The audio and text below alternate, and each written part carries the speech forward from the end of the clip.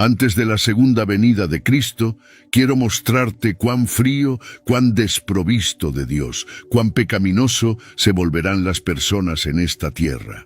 Ahora, antes de sumergirnos, deja que esto sea una advertencia para ti.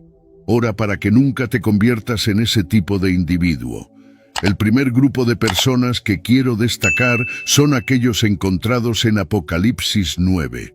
Ahora, para que entiendas cuán malvadas son estas personas, necesitas primero entender lo que ocurrió en los capítulos 8 y 9 de Apocalipsis.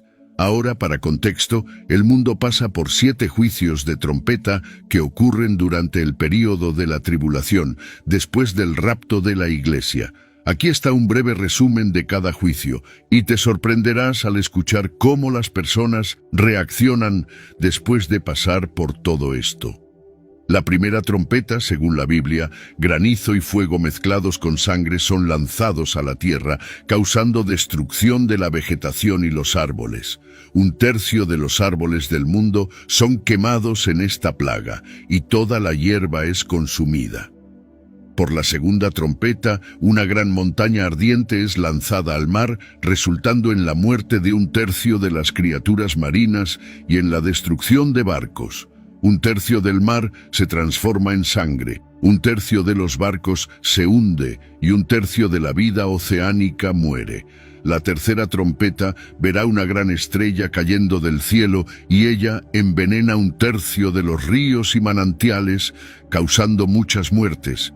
Esta estrella se llama Ajenjo. Por la cuarta trompeta, la tierra verá 1/3 del sol, de la luna y de las estrellas afectados, resultando en 1/3 del día y de la noche siendo oscurecidos. Las quintas, sextas y séptimas trompetas son referidas como las 3 plagas. Para la quinta trompeta, algo verdaderamente aterrador es liberado. Según la Biblia, un pozo sin fondo es abierto, liberando langostas demoníacas que atormentan a aquellas personas que no tienen el sello de Dios en sus frentes. La sexta trompeta será la introducción de 4 mercenarios diabólicos. 4 ángeles son liberados para matar 1/3 de la humanidad con un ejército de 200 millones de jinetes, resultando en gran devastación y muerte. Ahora, la séptima y última trompeta anuncia la venida del reino de Dios y el juicio de las naciones. La Biblia, en Apocalipsis 11, verso 19, dice: «Entonces el templo de Dios que está en el cielo fue abierto, y dentro de su templo fue vista el arca de su pacto, y hubo relámpagos, ruidos, truenos, un terremoto y una fuerte tormenta de granizo». Ahora, después de todo esto, después de todos estos eventos sobrenaturales y devastadores, pensarías que las personas caerían de rodillas y clamarían a Dios por misericordia, pero no. Eso no es lo que sucede. Apocalipsis 9, versículos 20 al 21 dice: «El resto de la humanidad que no fue muerto por estas plagas todavía no se arrepintió del trabajo de sus manos. No dejaron de adorar demonios e ídolos de oro, plata, bronce, piedra y madera, ídolos que no pueden ver, oír ni andar. Ni se arrepintieron de sus asesinatos, sus artes mágicas, su inmoralidad sexual ni sus robos». Cuán insensible debes ser, cuán frío y pecaminoso debes ser para rehusarte a arrepentir, incluso después de una serie de juicios extraordinarios por Dios. Esta es la desafortunada realidad de los últimos días. Las personas se alejarán y rechazarán la fe. Las personas preferirán escuchar doctrinas de demonios en lugar de la verdad del Evangelio. Las personas endurecerán sus corazones. Algunos comenzarán en Cristo, pero se alejarán más tarde en la vida. Otros comenzarán en el mundo, pero vendrán a Cristo más tarde en la vida, y esto no es novedad desde el principio, cuando Jesús tenía 12 discípulos. Ellos todos vieron los milagros, todos vieron a personas siendo curadas y actos increíbles de Dios, pero Judas se alejó. La Biblia dice que el diablo entró en su corazón. Rey Saúl fue ungido cuando comenzó, pero perdió su camino, y la Biblia nos dice que el Espíritu de Dios se alejó de él y fue atormentado por un espíritu maligno. Él comenzó bien, pero se alejó. En 2 Tesalonicenses 2, versículos 1 a 3, el apóstol Pablo advierte a los creyentes tesalonicenses sobre la venida de la rebelión o apostasía que precedería al día del Señor. Ahora me gustaría darte 4 ilustraciones de cómo alguien puede alejarse y rebelarse contra Dios. Primero, puede ocurrir un alejamiento gradual. Imagina un barco sin ancla, lentamente desviándose de su curso previsto. La apostasía a menudo comienza como un alejamiento gradual de la oración, un alejamiento gradual de la lectura de la palabra de Dios, un alejamiento gradual de caminar con amigos temerosos de Dios y optar por pasar más tiempo con personas impías. Hebreos 2, versículo 1 nos advierte y dice que debemos prestar la máxima atención, por lo tanto, a lo que hemos oído para que no nos desviemos. La apostasía puede comenzar con el descuido de nuestra relación con Dios, alejándonos de su presencia y priorizando cuestiones mundanas en detrimento de las espirituales. Para un creyente que antes frecuentaba ávidamente la iglesia y leía la Biblia diariamente, si no es cuidadoso, gradualmente podría encontrarse menos comprometido, y si esto continúa por mucho tiempo, eventualmente podría reemplazar su pasión por Dios por pasiones mundanas y distracciones. Eso puede ser el comienzo de un alejamiento. Mi segundo punto es la fantasía de falsas enseñanzas. Un hombre una vez viajó a un país extranjero.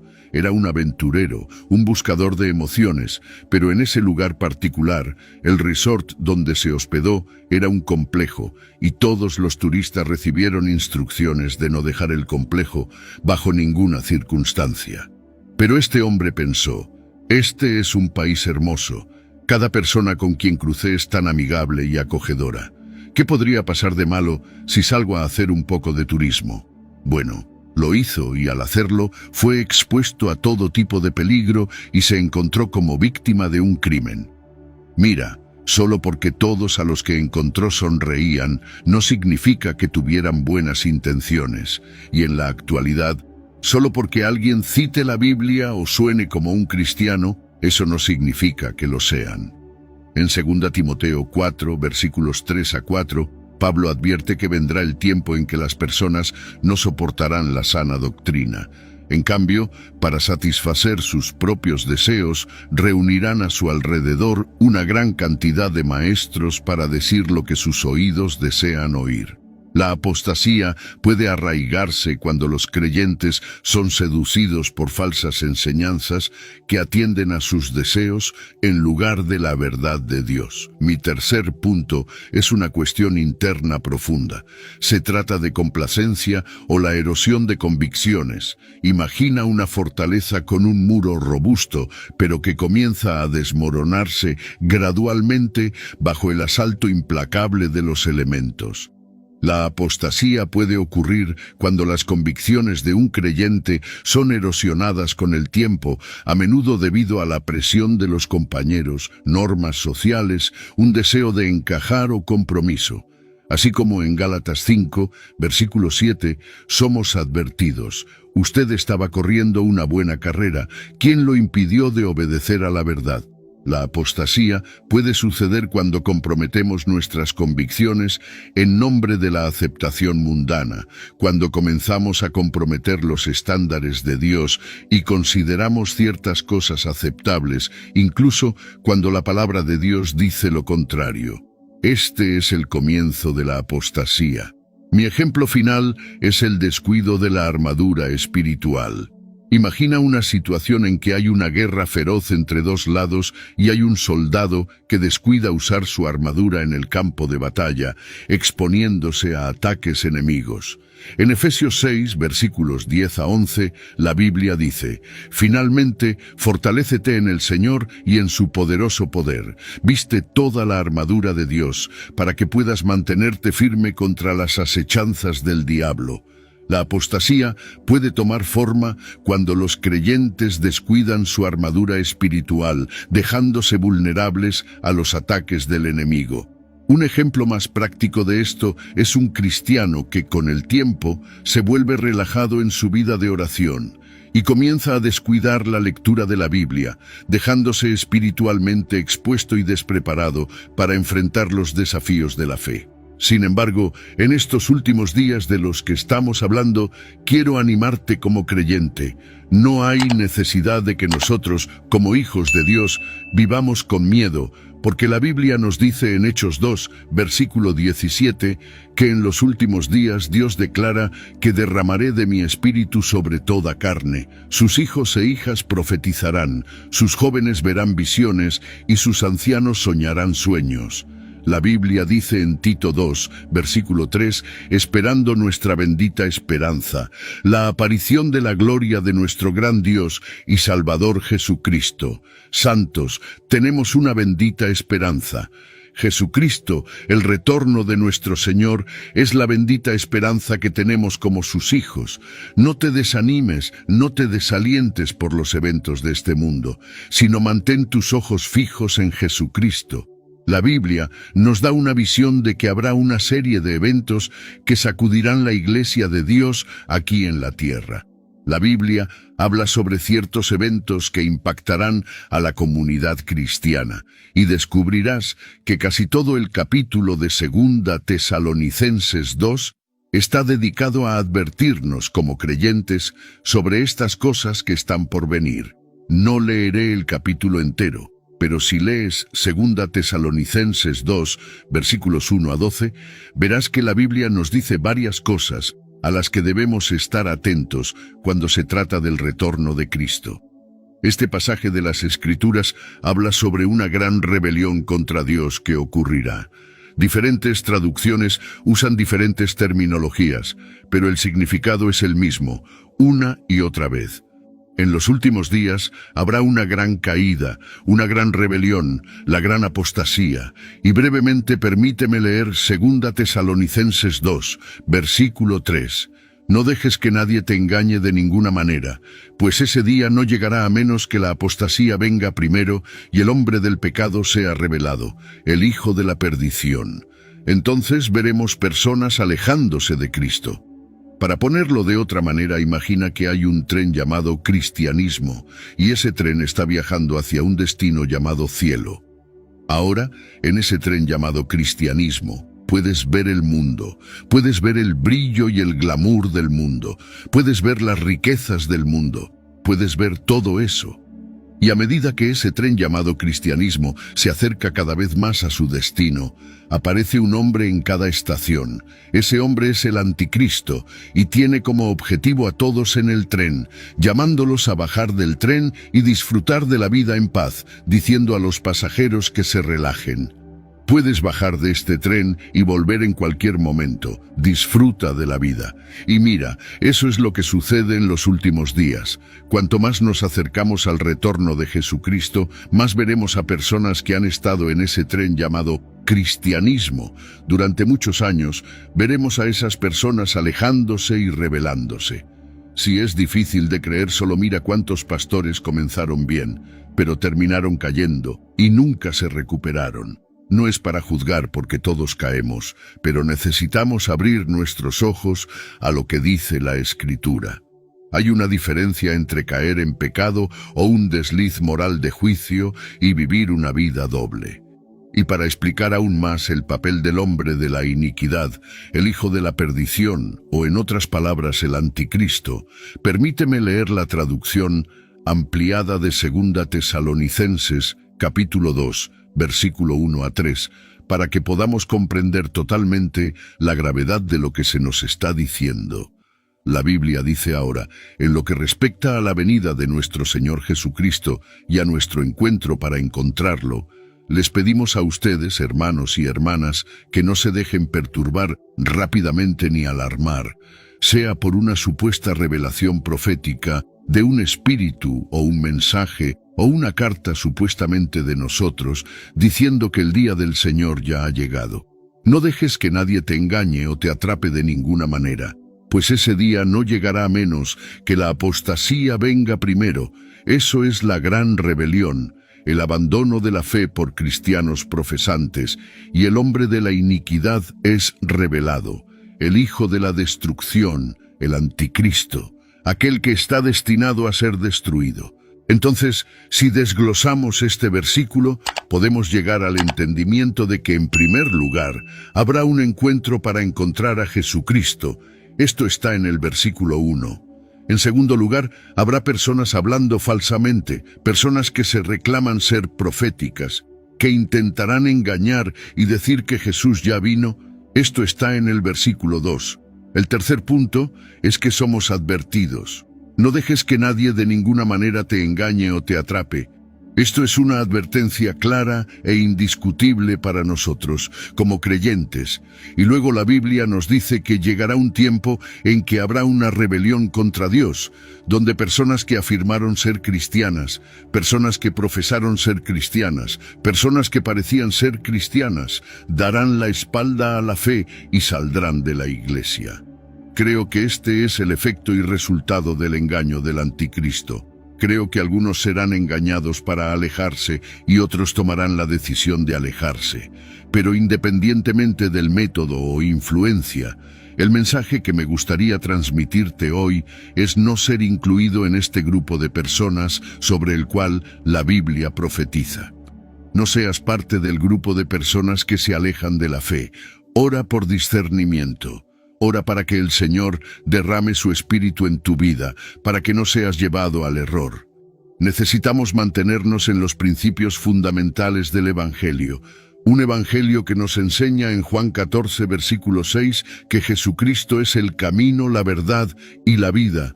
Y no hay otra manera de que tú y yo lleguemos al cielo o a Dios sin reconocer que Cristo murió y resucitó. Quien te diga que no es así es un mentiroso. Necesitamos mantenernos en los principios fundamentales del Evangelio. El mensaje de Juan el Bautista en Mateo 3, versículo 2, todavía es relevante hoy. Hace miles de años predicaba el mensaje de arrepentimiento, diciendo: arrepiéntanse, porque el reino de los cielos está cerca. Ese mismo mensaje de arrepentimiento es necesario hoy. No mezclas santidad y pecado, no mezclas oscuridad y luz. El bien y el mal no coexisten. Uno desplaza al otro, y cualquier doctrina que te diga lo contrario te llevará al engaño. Cualquier doctrina que te diga que puedes pecar libremente y andar con Dios está mintiéndote. En conclusión, oro para que te aferres a 2 Tesalonicenses 2 versículos 14 a 17. Para esto, Él te llamó por medio de nuestro Evangelio, para que puedas obtener la gloria de nuestro Señor Jesucristo. Entonces, hermanos, permanezcan firmes y mantengan las tradiciones que fueron enseñadas por nosotros, ya sea por nuestra palabra hablada o por nuestra carta. Ahora, que el propio Señor Jesucristo y Dios, nuestro Padre, que nos amó y nos dio eterno consuelo y buena esperanza por gracia, conforten sus corazones y los establezcan en toda buena obra y palabra. Un grupo de estudiantes cristianos fue preguntado sobre cuántos de ustedes creen en señales y maravillas. Alguien rápidamente dijo que depende de quiénes sean, del diablo o de Jesús. El profesor respondió y dijo: independientemente de quiénes sean, ¿cuántos de ustedes creen que señales y maravillas pueden suceder? Todas las manos se levantaron inmediatamente. Luego preguntó: entonces, ¿creen que Jesucristo puede realizar señales y maravillas? La clase estuvo de acuerdo. Sí, Él puede. Entonces, el profesor preguntó: ¿creen que el diablo puede realizar señales y maravillas? Los estudiantes respondieron con vacilación, sin mucha convicción sobre la respuesta a esta pregunta. La mayoría levantó las manos. Entonces el profesor dijo con audacia, Mateo 24, versículo 24, porque se levantarán falsos cristos y falsos profetas, y mostrarán grandes señales y maravillas, de modo que, de ser posible, engañarán incluso a los elegidos. Ustedes ven, muchas personas creen que solo Jesús puede realizar grandes señales y maravillas. Sin embargo, esto también es cierto para el diablo. La Biblia dice que mi pueblo perece por falta de conocimiento, y si no tienes el conocimiento que está en la Biblia, el conocimiento que revela cómo el diablo es capaz de realizar grandes señales y maravillas, entonces, ¿cómo distinguirás la obra de Dios? y la obra de Satanás.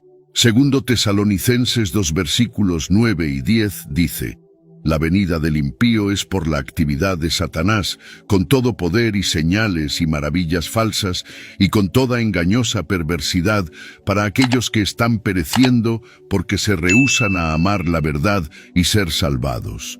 Ahora, escucha esto con atención, con todo poder y señales y maravillas falsas, y con toda engañosa perversidad, santos de Dios. Hay un gran mal entre nosotros, y ese mal es llamado engaño, diseñado por el enemigo en un intento de engañarnos, de hacernos creer en el mal como bueno.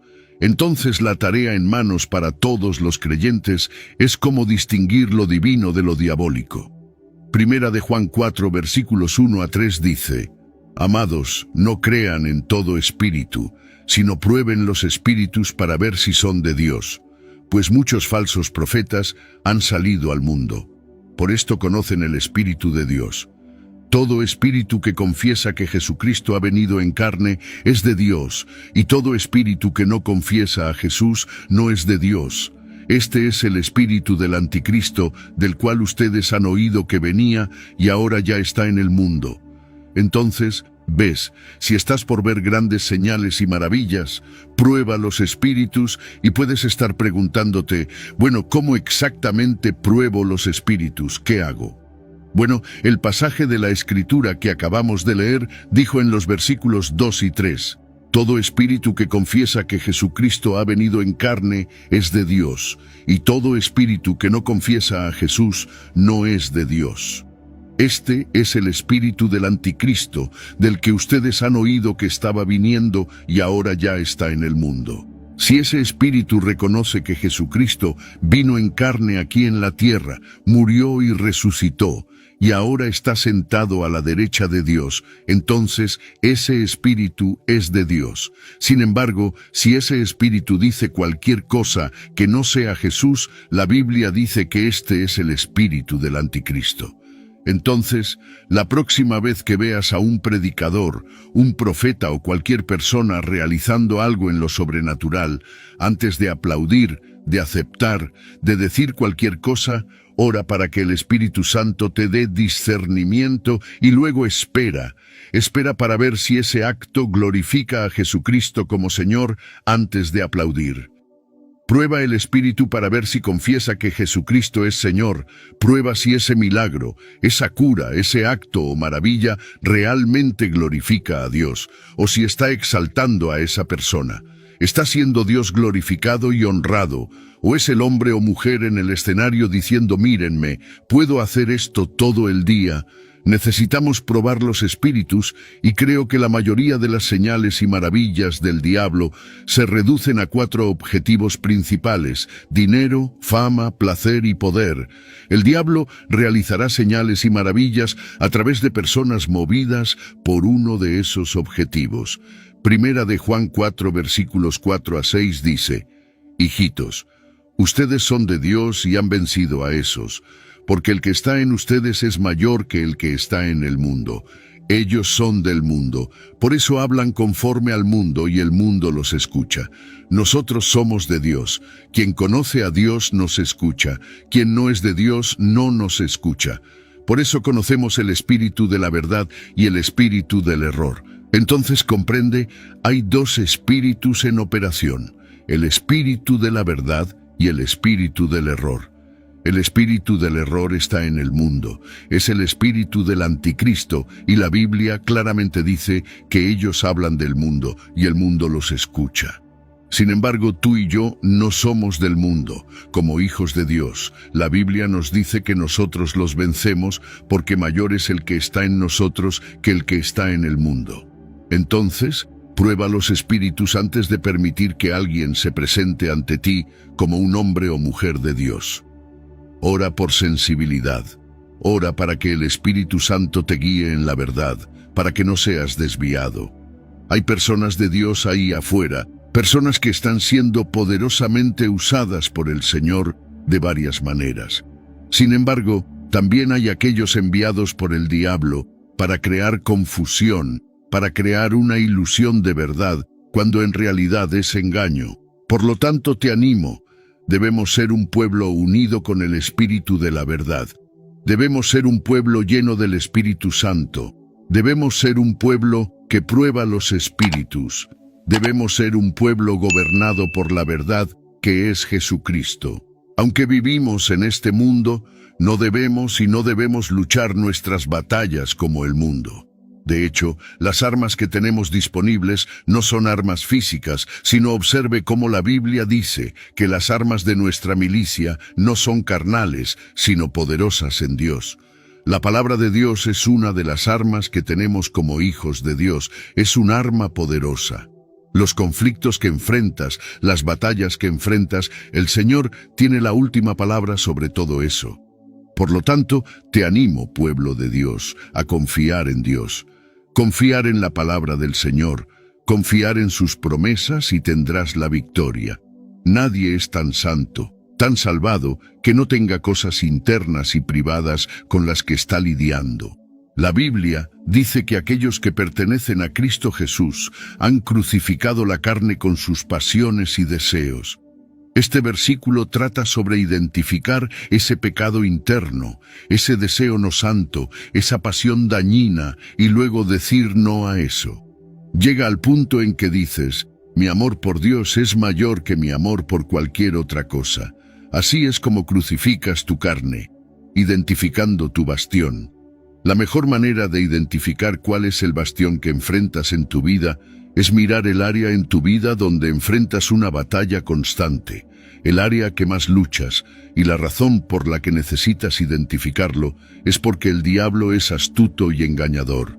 Él sabrá cuál es el gigante o el bastión con el que luchas, y entonces necesitamos estar alerta, porque el diablo plantará una semilla en tu mente, una semilla que intentará seducirte, y si muerdes el anzuelo, no solo esa semilla te llevará a caer en pecado o en opresión, sino que también abrirá la puerta para un posible bastión o algún tipo de cautividad.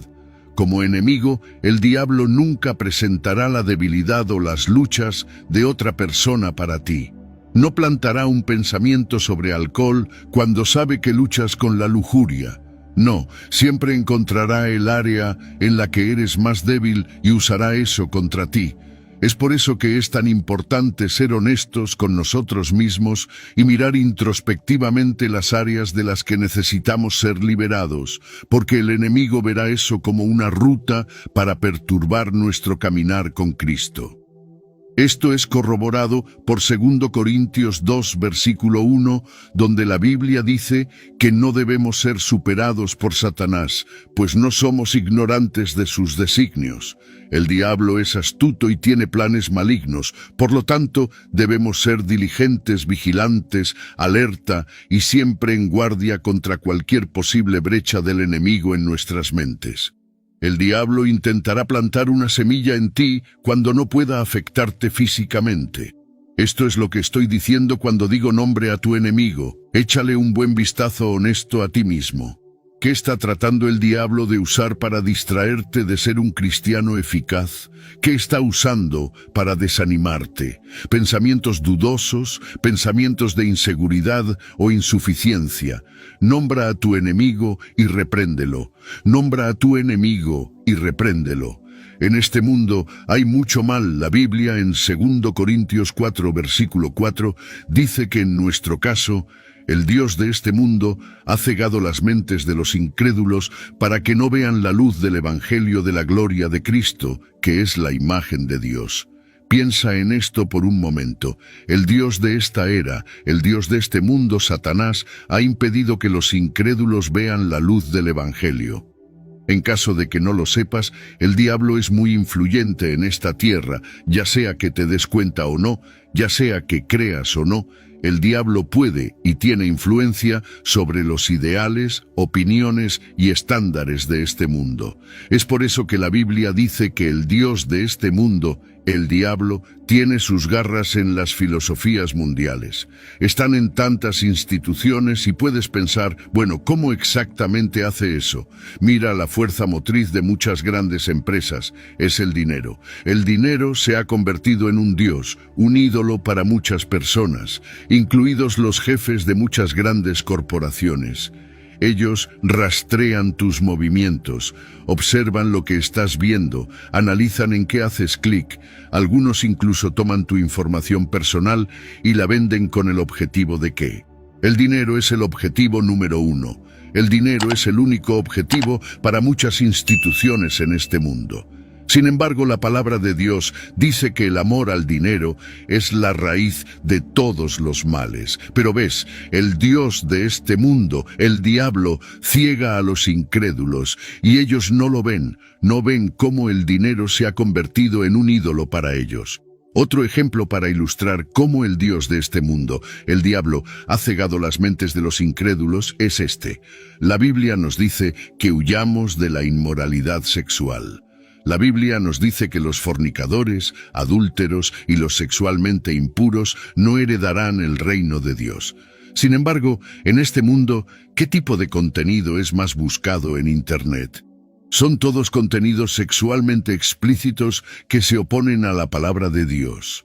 Un sitio llamado Covenant Eyes reportó que el 30% del contenido en Internet es pornografía. El 30% del contenido en línea está orientado a promover la impureza sexual. Y lo triste es que el número de visitantes de estos sitios está en los miles de millones. Este es el trabajo del Dios de este mundo. Ciertamente, si miras a este mundo a través del lente de la Biblia, notarás una tendencia. Lo que la palabra de Dios defiende, el mundo se opone. Lo que Jesucristo representa y defiende, el mundo se opone. Aquellos que han sido cegados por Satanás viven bajo una ilusión. No verán que el amor al dinero impulsa muchas cosas impías. En su lugar, se centrarán en la noción de que todos necesitan dinero, todos necesitan ganarse la vida, claro, y la Biblia nunca dice que el dinero es malo. Dice que el amor al dinero es malo, y cuando amas tanto el dinero que estás dispuesto a hacer cosas antiéticas e inmorales, entonces el dinero se ha convertido en un ídolo. Cuando estás dispuesto a robar o ignorar el efecto perjudicial que tienes sobre los demás, todo para poder ganar dinero, entonces se ha convertido en un ídolo para ti. Cuando amas tanto el dinero que estás dispuesto a ponerte frente a una cámara, y no solo cometer pecado sexual, sino llevar a otros a cometer pecado sexual, entonces el dinero se ha convertido en un ídolo.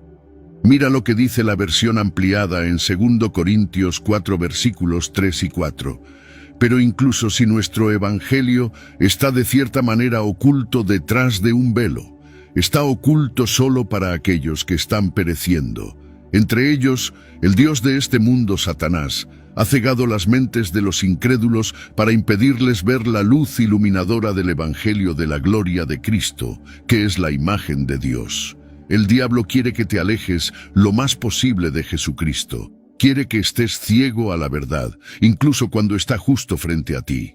El diablo quiere que trates a Dios de manera casual, no seria, lo que significa que usas a Dios como una tienda de conveniencia. Vas a Él cuando necesitas algo, y si no necesitas, entonces lo pones a un lado. Eso es ceguera. Ahora, con todo esto dicho, quiero ser muy claro sobre este próximo punto. Aunque el diablo es descrito como el Dios de este mundo, él es limitado, no es todopoderoso. El diablo reina sobre la tierra de manera limitada, pero no posee la tierra, ni es omnisciente, omnipresente ni omnipotente. Tiene límites porque Dios todavía es soberano y tiene la última palabra. Apocalipsis 12, versículo 12 dice: Alegraos, oh cielos, y vosotros que en ellos habitáis, pero ay de la tierra y del mar, porque el diablo ha descendido a vosotros con gran ira, sabiendo que le queda poco tiempo. El tiempo del diablo en la tierra es corto, y lo que quiero que entiendas es que Hebreos 12, versículo 2 dice: mirando firmemente a Jesús, el autor y consumador de la fe, quien a cambio de la alegría que se le propuso, soportó la cruz, despreciando la vergüenza, y se sentó a la derecha del trono de Dios. Cuando miras a Jesús, no hay diablo, ni demonio que pueda cegarte. Cuando miras a Jesús, no puede haber amor por el dinero en tu corazón, porque tu amor por Cristo es mayor. Cuando miras a Jesús, no puedes ser cegado, distraído o llevado por la inmoralidad, pecado, codicia o placer. Te animo a realmente enfocarte, a estar fijado en el Señor. De esta manera no puedes equivocarte. Este mundo necesita creyentes llenos de Cristo, necesita creyentes llenos del Espíritu que puedan ser la sal de la tierra y la luz del mundo. Está tan lleno de la palabra que la luz de Jesucristo brille a través de ti hacia este mundo. No se nos ordena odiar a nadie en este mundo, se nos ordena amar a nuestros vecinos como a nosotros mismos. Ese amor del que habla la Biblia es uno que solo se puede mostrar a otros cuando tú mismo has recibido a Jesucristo. Los incrédulos pueden ser cegados por el Dios de este mundo, pero como cristianos necesitamos asegurarnos de que estamos desbordando del amor de Jesucristo de tal manera que tendrán que ver la verdad, tendrán que ver el camino hacia la vida eterna.